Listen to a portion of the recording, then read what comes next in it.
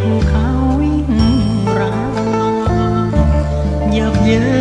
นยับเยินก็เงินนั้นเป็นตัวแปร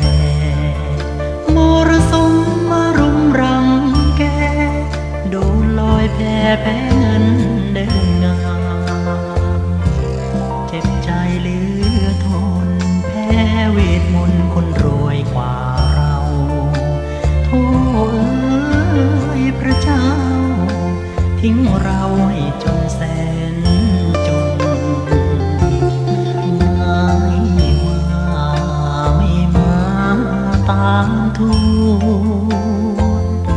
แต่อยากประท้วงเพราะดวงใจสุดจะทน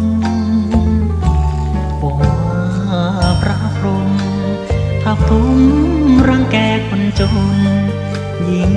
สู้ยิ่งจนจะให้ใครทนอยู่ไหวบังเอิญบังเอิญถ้าเงินไหลมาเท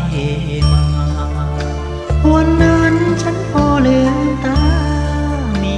ปัญญาสร้างบุญทุนใหญ่ไม่ลืมตัวเกิ